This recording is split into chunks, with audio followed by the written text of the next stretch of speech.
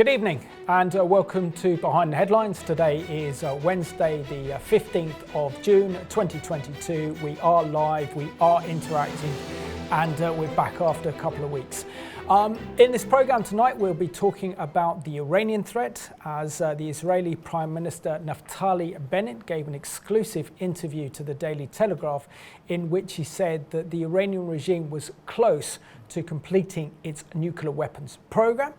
This is combined by the fact over recent weeks we've seen massive military drills in which the Israelis have simulated airstrike on Iran's nuclear facilities off the Mediterranean, and we've even seen the Israeli IDF soldiers who have practiced a potential guerrilla warfare against Hezbollah in Cyprus. And so this is what we're talking about in today's program, and also where does this lead in terms of biblical prophecy. Now joining me tonight is my good friend Robin Benson, filling in for Pastor Reagan King, so I know you do a good job. It's good to see you, Robin. Thank you, Simon. Thank you. Pleasure. So also to let you know, we are live and interactive, so I'm going to kick off with our question that we're posing tonight, and that question is, are we approaching a military showdown with Iran? Robin, what are your thoughts on this one? I mean, I've been slightly out of the loop, and then I've really enjoyed researching for this program because it's made me think that sometimes with our news is so sanitized, we don't really get an understanding of what's happening, particularly with major strategic developments, particularly taking in the place in the Middle East. And it seems like the Iranian issue is again hotting up and becoming a real centerpiece of attention, not only for Israel, but also for the Biden administration in the States. Yeah, I mean, we're in a very interesting situation, Simon, because actually when you look at the current Israeli 8-party coalition, it's teetering on a knife edge as to whether it actually will keep going, you know, maybe beyond the summer. We'll see. But there have been some significant reports released on the monitoring of Iran's nuclear program, and I think it's in response to those that Naftali Bennett has made some of the statements, and some of his, you know, Lapid, Benny Gantz have also made statements, you know, to the international press. Probably why, you know, these drills have gone on, you know, with the IDF and the rest of the Israeli forces, because there's a heightened awareness that Iran is playing for time because it wants to get to nuclear breakout, which is what we're going to discuss tonight. Absolutely. So let's unpack some of the core and the main themes of Naftali Bennett's interview with the Daily Telegraph this week. So he says that he thinks that Iran is very close to finishing its nuclear weapons program and will soon get hold of the bomb unless the West stands up to the regime. We'll also say that according to the Israeli Prime Minister, the Islamic Republic of Iran has begun to enrich uranium at levels of more than 60%, which would provide enough material to build a nuclear bomb. And he also warns that a nuclear Iran would represent another major security threat, whilst the West is engaged in supporting Ukraine in its war against Russia. Yeah. We've talked about this before in previous programs. Iran doesn't actually have to have a nuclear bomb. And if you look at the details, particularly of that latest IAEA report, you know, they're saying it's still 2 to 3 years away from actually physically having the bomb. But just getting to the place, which they're not that far away, of being able to begin to work towards manufacturing one is a game changer, because it means Iran can really start to throw its weight around in the Middle East in a way that it cannot do at the present time. It can threaten Middle Eastern nations. It can threaten those that are trying to revive this useless nuclear agreement that Obama first, you know, brought together with the other European nations. So, you know, Bennett and those that he's serving within the current government are rightly deeply concerned about the ripple effects once Iran steps beyond this 60% uranium limit that currently it's just hovering over at the present time. Just a reminder, we are live, we are interactive tonight, so very much love your views and your comments as Israel is preparing a possible preemptive strike on Iran's nuclear facility. So that's the question. Are we approaching a military showdown with Iran? I know we've covered this on Behind the Headlines before, but just to give you a little bit of context, what also is happening is that the Iranian nuclear threat is also strengthening ties between Israel and the Arab world, as Saudi relations are actually getting stronger, as the Arabs are pursuing their own NATO-like military alliance to counter Iran. According to the Times of Israel, that in the beginning of the month of June, the IDF had simulated airstrikes on Iran's nuclear facilities. This involved more than 100 aircraft, Navy ships, submarines, who participated in this huge military exercise that spans some 6,000 miles. And also we look at the IDF carried out a military drill in Cyprus to prepare for a war against Hezbollah in southern Lebanon. And so therefore we see that the last war that Israel faced against Hezbollah was back in 2006.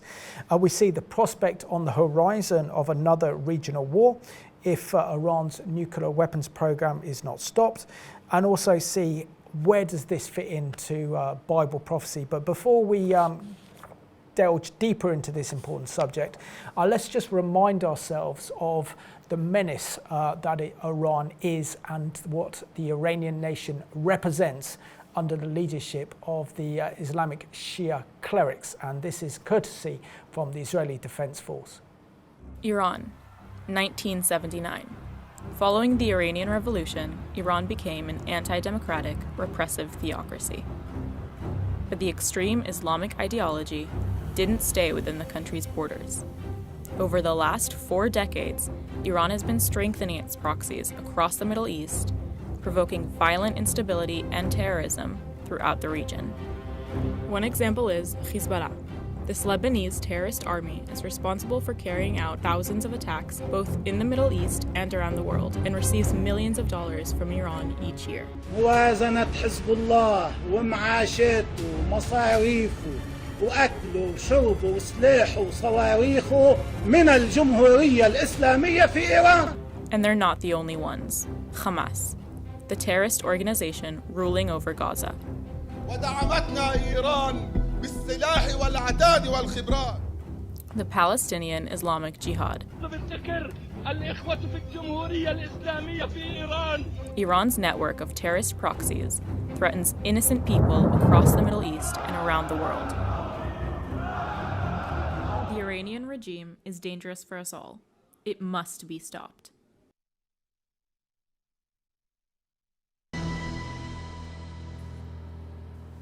And that was courtesy of the IDF, and we are sharing it as the IDF has asked us to do, and to raise awareness of the threat posed by the Islamic Republic of Iran. Just got a couple of emails in, which is great. So you guys know that we are live, we are interactive tonight. This one says, Simon, we should be praying for the Lord to intervene in this evil situation. Blessings, John and Tara in Galloway. So I completely agree. That's exactly what we should be doing at this time. That's why we're drawing attention to it. This is from Satinder, who writes, greetings to you both. The war in the Ukraine has driven a wedge between the Israeli and the Russian relations, whilst also pushing Iran and Russia closer together as the West unites against them. Today, Israel signed a tri-part energy deal with the EU and Egypt, causing further friction with Russia.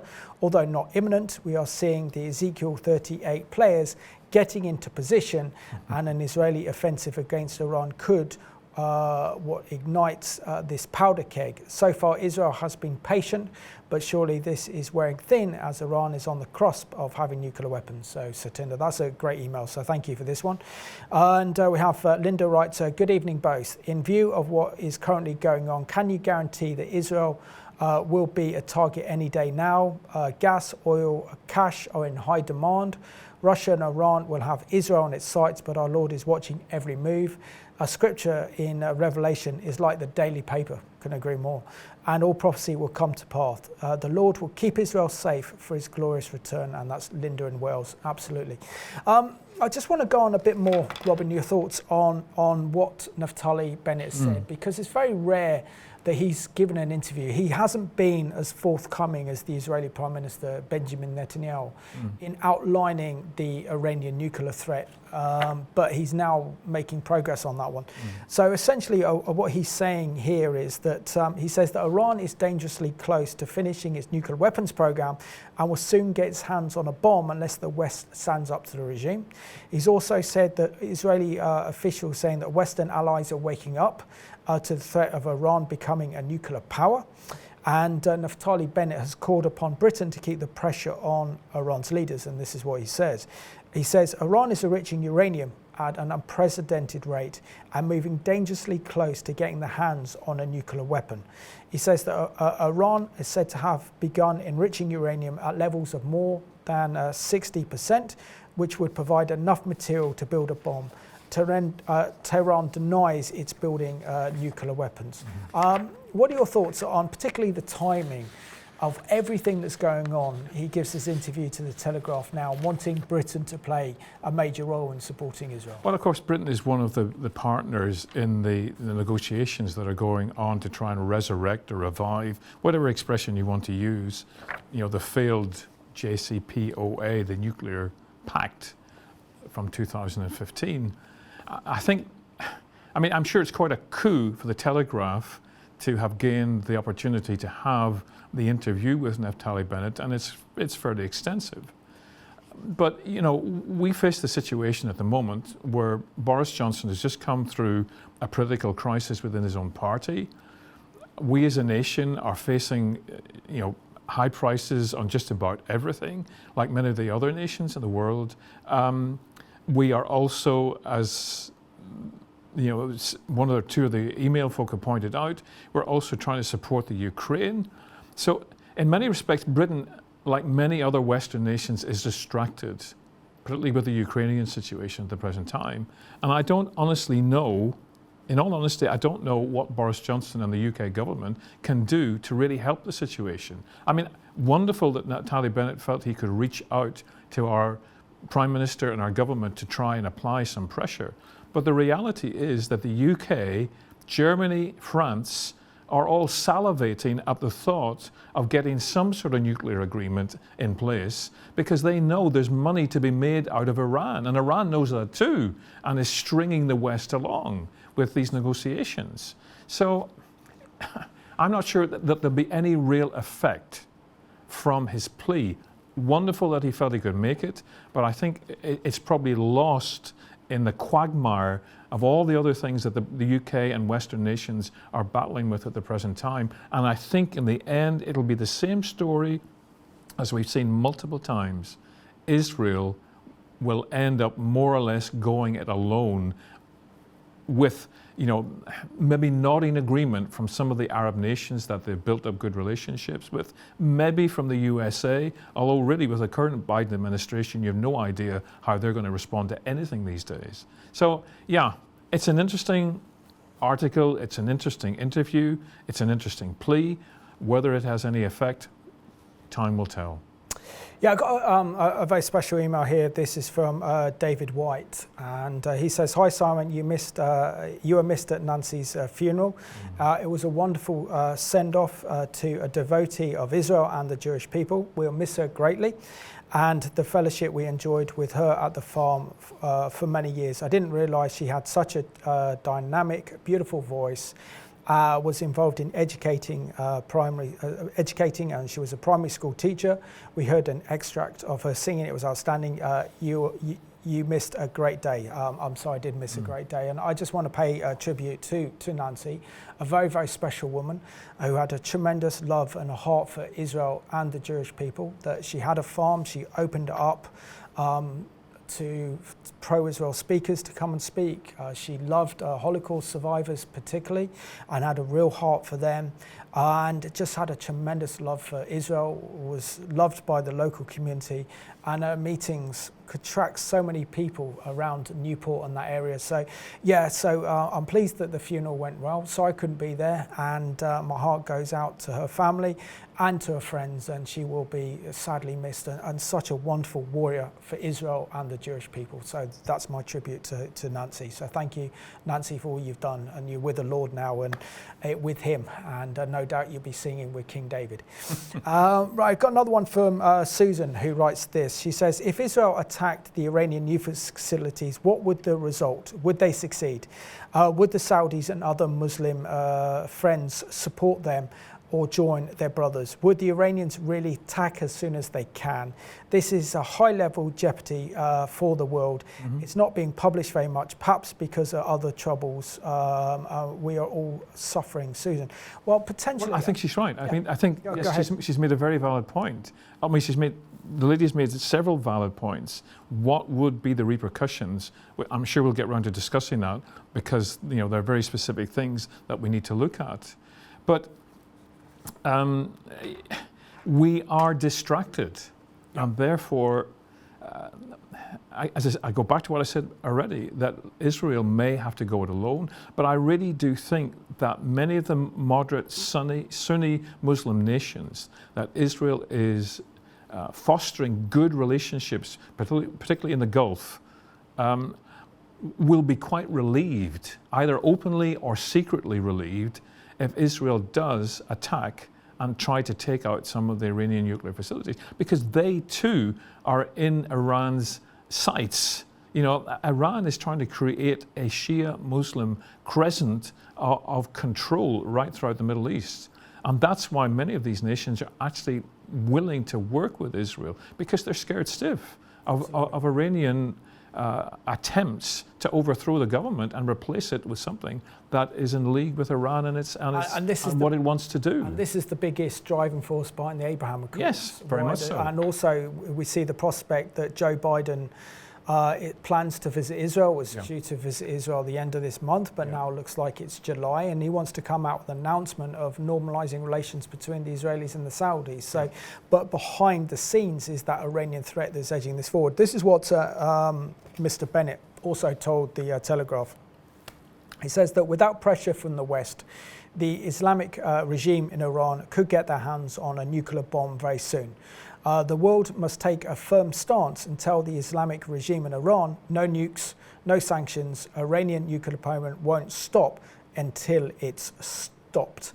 I also want to bring in the fact that this is not just Israel that are sending the alarm, is it? Now, the big difference between the Iranian nuclear threat and how Iran is very, very close to acquiring nuclear weapons, if it hasn't done so already, is the fact that the UN's own watchdog, the IAEA, has also announced that the regime is in breach of their guidelines. In other words, they've turned off cameras.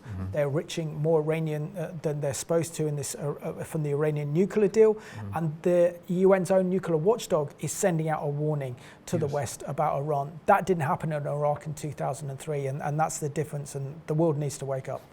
Very much so. I mean, the fact that the IAEA board has censured Iran in diplomatic terms is a strong thing. I mean, if you and I as lay people think, well, really, is that the best that you can do? And not that you and I, in any sense, I'm sure, are warmongers and want to see conflict.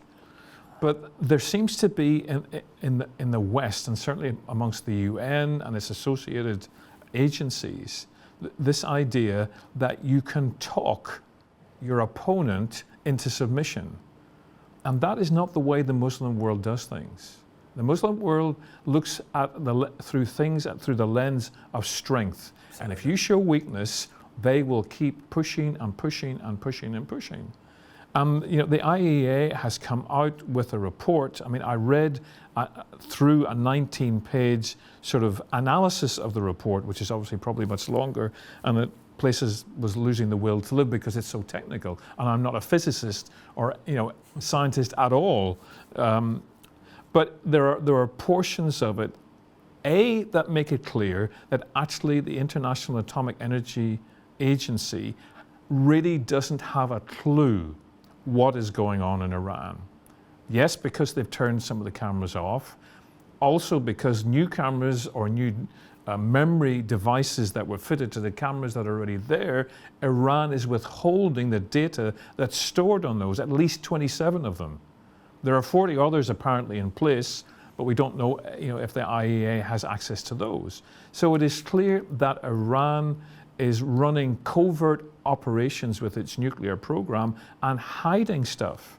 You know, they queried 2 or 3 sites where they found residual nuclear remains, and Iran will not explain what was going on at those sites that have now been cleared.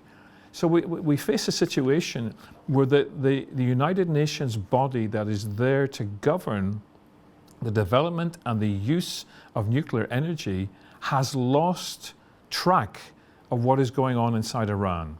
And Iran is making play with that and using that as it pursues the goal. And, you know, we've had articles released in the last couple of months talking about Iran producing uranium metal. You don't produce uranium metal unless you want to produce a bomb. It's not useful for anything else in any other nuclear program. And I mean, I could read through 2 or 3 paragraphs of stuff here, but basically, within a month, Iran could process this uranium material beyond 60% to 90%. And that would be, within a month, they would have enough weapons-grade uranium to have produced 1 bomb. With 1.5 months after getting to that point of processing, they could have enough further material to have another bomb. In 2 3/4 months, another bomb. And basically, by the end of 6 months, if Iran pursues the enrichment that it's already doing, and it's bringing new centrifuges on board into play, within 6 months they could have enough material for 5 nuclear weapons. Now, that doesn't mean they will have 5 nuclear bombs, but they will have enough material in order to be able to produce 5 nuclear weapons. And of course, they have a ballistic weapons. And they already have the ballistics, you know, to mount them on, and we have no idea. This is one of the things that the IAEA doesn't know. Has Iran actually tested detonators at some of these secret facilities? The only thing that it seems that they probably haven't done is actually test a nuclear device. Once they test it, they have it. Yes. So then it's too late. But even the IAEA says itself, even with 60% processed uranium, they have enough to make a basic dirty bomb. Yeah, that's scary. You know, so it is clear from the report, it is clear from those who have looked at the report, have waded through it and analysed it, that, as several of them say, Iran is at the 0 marker. Time has run out. And even the head of the IAEA has said exactly that. We have run out of time. Iran has actually effectively reached the threshold, and they will not step back from it.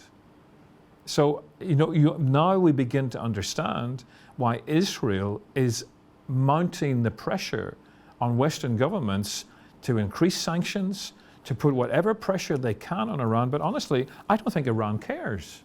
It doesn't. It's not the people we're talking about. We're talking about this Islamic regime that rules this country and keeps, you know, the whole country under its thumb. So we are entering into on top of everything else that's going on in the world at the present time, we are entering into a very interesting summer through to autumn into winter period in the history of the Middle East. No, absolutely. Just when things couldn't get any worse. Yeah. So let's have a look now at this excellent CBN news report where they discuss this very strategic military drill that took place at the beginning of June called Operation Chariots of Fire. Israeli Defense Minister Benny Gantz stressed the importance of dealing with Iran prior to his recent trip to Washington, where he met with American military leaders. Iran continues to accumulate irreversible knowledge and experience in the development, research, production, and operation of advanced centrifuges. It stands just a few weeks away from accumulating fissile material that will be sufficient for a first bomb. In Washington, Gantz met his U.S. counterpart, Defense Secretary Lloyd Austin, and urged the U.S. to take the lead when it comes to Iran. According to a statement from his office, Gantz told Austin, "We must act decisively against Iran's mounting regional aggression in a variety of ways. This includes strengthening a practical coalition under U.S. leadership together with regional partners." This was all happening as Israel was planning a large-scale military drill, practicing a potential attack on Iranian nuclear facilities, according to Israeli media reports at the time. According to those reports, the exercise was to take place as part of the ongoing Chariots of Fire military drill. The incoming U.S. military commander in the region was also in Israel discussing the Iranian nuclear threat with Israeli military chiefs. Part of the Iran exercise reportedly included a retaliation scenario involving Iran and allies like Hezbollah, Hamas, and Palestinian Islamic Jihad. Chariots of Fire is currently in its fourth week, with Israeli military units conducting a first-of-its-kind exercise in Cyprus. According to an IDF statement, the goal is to improve the readiness and ability of the IDF to carry out missions deep within enemy territory. Middle East expert Eli Konim says after more than a year of negotiating an updated Iranian nuclear deal, it's time to consider military action against what she calls an axis of evil that includes China and Russia. It's really time for the Biden administration to put this option back on the table and show this access that the United States will go to the military option if necessary. And we're going to continue to defend our own national security interests as well as our allies in the region. Meanwhile, as sanctions continue to squeeze Iran, Kohanim says recent protests there go beyond economic woes. They very quickly turned political, with people in the streets of Iran at the threat of their own lives chanting "Death to Khamenei." Excellent report there, put together by Chris Mitchell, that puts all of this into perspective. Just a reminder, we are live, we are interactive tonight, so I'd love to know your views and comments. Are we approaching a military showdown with Iran? That's tonight's question. Now, we have a couple of emails come through. This one says that Israel is the apple of God's eye. I pity all of those that try to come up against Israel. They will be destroyed totally. Blessings to you both. Frankie in Belfast. Completely agree with you, Frankie. This one says, I truly hope that the Israeli government would take out Iran's nukes. Sleepy Joe, hopeless. Bring back Trump. Simon, keep up your support of Israel. Shalom, Mark. And that's in the Republic of Ireland. So well done for being an Israel supporter in the Republic of Ireland. Not easy, but well done. This one says, this may seem a naive question, but with food riots and economic crisis, could the Ayatollahs be overthrown, or is the Iranian army behind the government? That's a very good question. Don't fully know. Had Trump won a second term, then I think this would have spelled definitely the end of this regime and the Islamic Revolution. But with Biden empowered everything he can to support this regime, it's only God that can intervene and turn this situation around. Well, earlier today I had the pleasure of interviewing Stefan Silva, who was a former officer and commander in the IDF. He served in Israel's Second Lebanon War in Hezbollah. He is also now a reservist for the IDF, but he was also a messianic leader in Israel. And these are his thoughts on a potential showdown with Iran. Stefan, so pleased you can join us from Israel for Behind the Headlines today. Yeah, it's wonderful to be with you, Simon. Thanks for having me on. Pleasure. And Stefan, what would you make of the Israeli Prime Minister's Naftali Bennett's interview with the Daily Telegraph this week, in which he said that Iran is very close to completing its nuclear weapons program? Yeah, well, I think we've seen a step up in the amount of press that the Israeli officials have been giving about the situation with Iran. It's coming to a head. I think that's clear to everyone. As the days and the weeks go by, it's just becoming more and more of an issue. The shadow war, as they call it, that's been going on between Israel and Iran, it's been going on for years already. And, it's a war, they call it the shadow war. It's a war where kind of each side is striking the other one, but just to a degree that it remains secret and kind of elusive and doesn't reach a full-scale war. But with, Iran openly calling for the destruction of what they call the Zionist entity. I mean, they don't even call it Israel. They won't recognize the name Israel or the nation of Israel. But they have been openly calling for Israel's destruction also for years, for decades. And so we find ourselves in a position where Iran is racing towards a nuclear weapon and having nuclear capabilities. And they've been, increasing the number of centrifuges for enriching uranium for years already, and really very rapidly approaching the threshold that they need in order to create a nuclear weapon. And that is something that Israel will not stand for, will not take, not allow in any way. And so because of that and what's going on with the talks with Iran on behalf of the EU and the US mainly about the Iranian nuclear program, then we're seeing Israel step up in a number of different ways, the pressure on Iran and on the pressure around this issue as a whole. And Stefan, also in an interview with the Daily Telegraph, Naftali Bennett told the Telegraph that the Iranian regime had now begun to enrich uranium at levels more than 60%, which would be enough to provide enough material to make a nuclear bomb. Is this a wake-up call now for the West, and especially the Biden administration, concerning the Iranian nuclear threat? Yeah, I think the wake-up call came a number of years ago, and we've kind of on repeated snoozes, if you want to take that route. When the alarm wakes you up in the morning and you hit the snooze button and then you sleep in for another 10 minutes, then we're way, way beyond the alarm sounding off. The previous IAEA agreements allowed Iran to enrich uranium up to 20% for commercial uses only, for power plants and things like that, for civilian use. But they've reached 60%. They've even gone over 60%. I believe it was David Albright.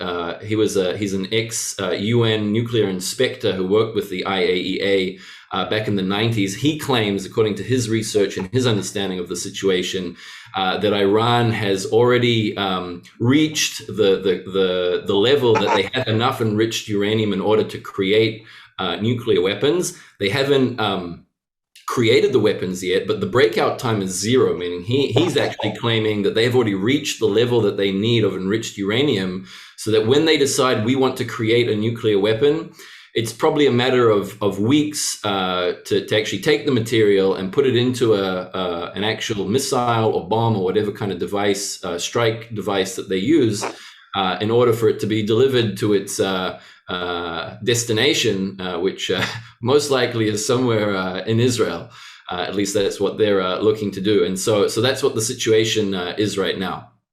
And Stephen, can you tell us what a nuclear-armed Iran would look like for Israel and the Middle East? Yeah, I think we could look towards other nations and think and see what has happened in those cases. Let's look at Russia with Ukraine.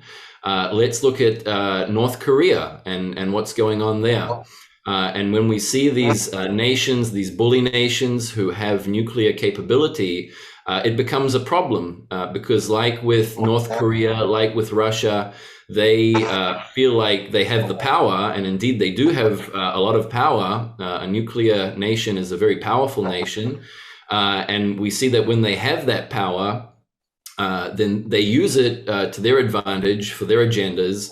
And when these are, mainly non-democratic nations that are led by tyrants and by dictators, who have their own people really held hostage in their own regimes, then we see that they use this power in order to oppress other peoples and other nations as well. That's what we see happening with North Korea to an extent. We see that definitely happening with Putin and Russia right now over Ukraine. And I think it's clear to everyone that what's going on between Russia and Ukraine at least initially in Russia's thinking, in Putin's thinking, was only the first of a number of skirmishes to expand their reach in Eastern Europe. And because they have nuclear capability, then the international community and the other superpowers of the world, the European nations, UK, France, Germany, and then obviously the United States as well, Canada, nations like that, are very, very hesitant and reluctant to get involved. And that basically leaves the bully running loose to do whatever he wants. And that's exactly what we're seeing happening now in Ukraine, in my opinion, at least. North Korea is somewhat at bay in a way, but that could erupt very easily, and they're always sending missiles up and over South Korea, and in this kind of bullying attempt that's going on there. And that is exactly what Iran will do as well. They're already doing that, again, in this war of shadows. They are, sending drone strikes into Israel, or attempting to at least. They're utilizing their proxies and southern Lebanon through Hezbollah and other organizations that they have on the Golan Heights with Syria, where they've attempted to set up bases repeatedly in order to attack Israel and pester Israel from the Golan Heights, as has been done by Hezbollah from the northern border with Lebanon for decades already. That is what they're trying to do. And once they have nuclear capability, then it's only going to become all the more difficult to restrain them and to prevent them from doing what it is that they actually want to do, which they've declared openly, which is to destroy Israel. Not only Israel, but also the United States, and basically any kind of any nation or any kind of regime that does not align with their extreme Muslim Shiite worldviews and ideology. And so Israel is on the front line of the danger, so to speak, or of the war. But just like with Russia and Ukraine, there's a whole list of other countries that would suffer from a nuclear Iran. Absolutely.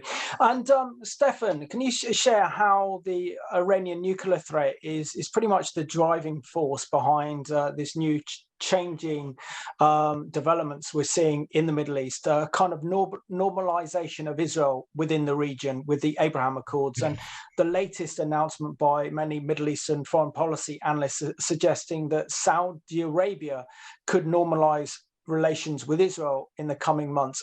Is that the main driving force behind the Arab Sunni states reaching out to Israel? Yeah, I think there's probably been a lot of interaction behind the scenes and kind of under the table, as we say in Israel. Quiet talks and relations between the Sunni nations. Obviously, Israel's had peace with Jordan and Egypt for decades already. But then with the UAE and with Morocco and some other nations, and now possibly also with Saudi Arabia, there have been relations, economic relations and other ties trade ties between the countries in the past, but never something official, never something overt. But through the Trump administration, and I think a lot of it, yes, to do with Iran.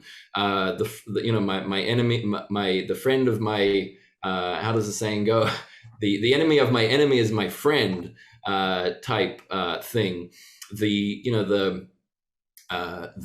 war or the strife between the Sunnis and the Shiites, some say is even, and the animosity between them, those two Muslim groups, is even deeper than any of either side's animosities towards Israel or hatred towards Israel. I mean, it goes that deep within the Muslim people and faith and religion because of things that have happened in the past. And so we see that is what is happening, that the Sunnis are coming very, very close to Israel. Like I said, Jordan and Egypt, which are Sunni nations, already have peace accords, and now the UAE through the Abraham Accords. And it seems that there are signs of relations warming up between Israel and Saudi Arabia as well. I think it's only a matter of time until there is an official accord between the two nations. I can't say how long. I would estimate somewhere between months to maybe several years, a few years, not many years. But I think that will eventually come around as well. Yeah. And Stefan, I only got a few minutes of this interview to go, so I really need to talk about the significant military drills that have been taking place. According to the Times of Israel, the beginning of the month of June, the IDF simulated airstrikes on Iran's nuclear facilities. This involved more than 100 aircraft, Navy ships, submarines participated in this huge military exercise that spans some 6,000 miles. What are your thoughts on this military simulation exercise, as it were, as if Israel was preparing to take out Iran's nuclear facilities? Yeah, so there was that very extensive drill which just took place. Now there was also another, what was called here in Israel a month of war, which basically involved all of the branches of the military going through exercises at various levels. I actually participated for a couple of days in part of that exercise as it relates to the unit that I serve in. And so this is, it's very extensive. It's happening now, and it's all looking towards and anticipating a severe eruption, I think, of violence and conflict here in the Middle East. Which, it's obviously going to be involving this axis of Iran, Syria, and Lebanon, Hezbollah being the main proxy there.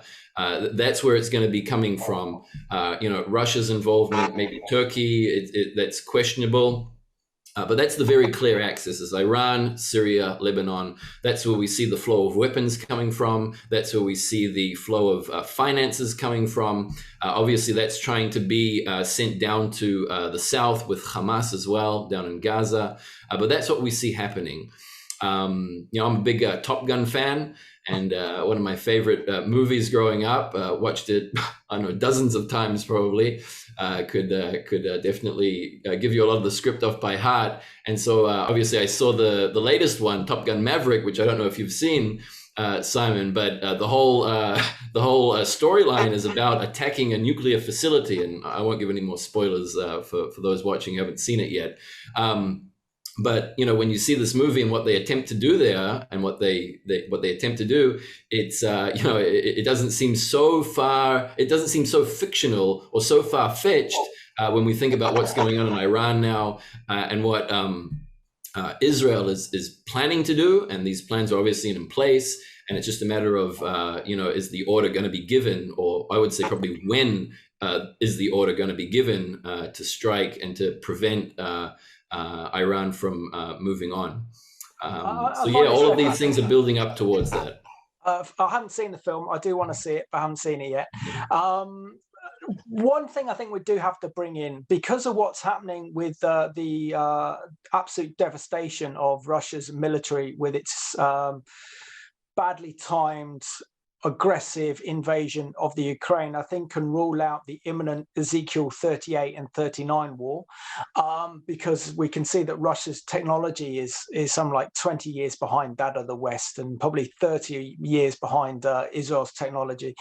So could we see the prophetic fulfillment of Psalm 83 rather than Ezekiel 38 and 39 with this strategic developments that are taking place in the Middle East right now? Yeah, so I would say with Russia, while their technologies are very old, and I think their military is very rusty, and that's been very evident in the Ukraine war, the advantage that Russia has is they have the advantage of numbers, not quality, but quantity. And they can just keep on sending troops almost indefinitely, as much as they need, just because they have so much military power. So I wouldn't necessarily rule out Ezekiel, the war of Gog and Magog. Also, not knowing for certain who Gog and Magog are. So obviously, there's a lot of thought that maybe it is Russia in some way, but it might not be just Russia. And so I think we can still definitely see this axis of Russia, Iran, Syria, and Hezbollah, Lebanon, still forming, and together that is a very, very significant military force, all still coming, well, pretty much from the north of Israel to an extent. And so I think that is still very much on the table, and we don't know exactly the timeline of how things are going to progress prophetically. Or exactly yet the timeline and which entities or which nations are going to be involved. But we do know that there has to be at some point some large-scale war here in Israel, at which point someone's going to stand up and make peace, a very, very significant peace here in the Middle East, even more than the Abraham Accords and more than the Oslo Accords and other accords that have happened before that or in between.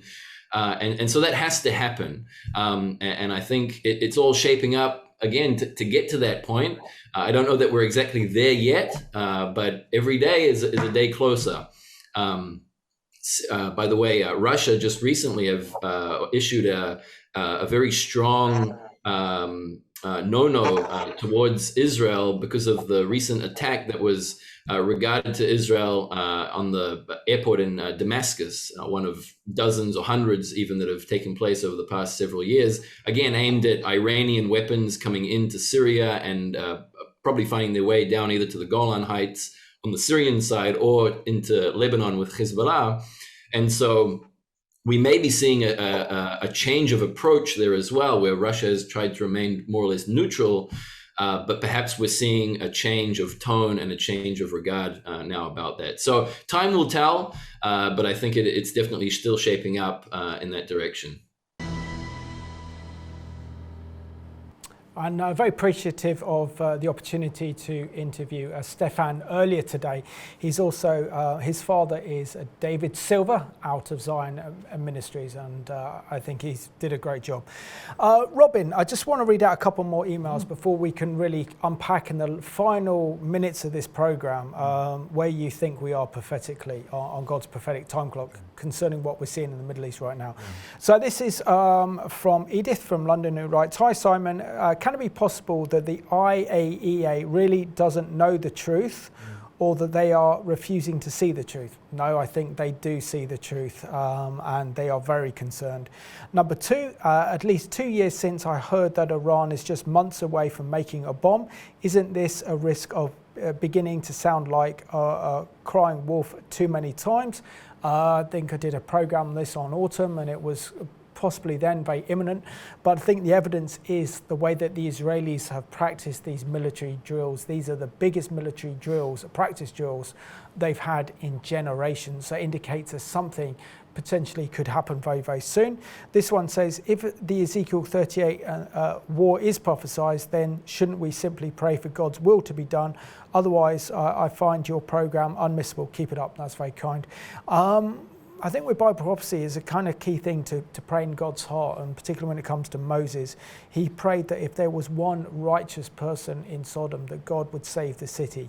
And I think we should have the same approach. We need to pray for the protection of Israel and the Jewish people, but also pray for the Iranian people who've been oppressed by this regime for over 40 years. This one says, "Hi Simon and co, it's lovely to see you both. Anthony Blinken reassured Israel that Iran will never get a nuclear weapon back in March, but I don't see how it can be avoided. The regime is evil and will stop at nothing to have the capacity to hold the region to ransom. They pose a threat to Israel, Saudi Arabia and the rest of the world. God is in charge and Israel are his people under his protection. We need to keep praying for peace." And then you say scripture in John 16 verse 33. "I have said these things to you, that in me you may have peace. In the world you will have tribulation, but take heart, I have overcome the world." Blessings and love to you all, Anita. That's a great one, Anita. And just one last one. "Hi guys, any truth about the rumour that Israel has sent a rocket into Damascus recently?"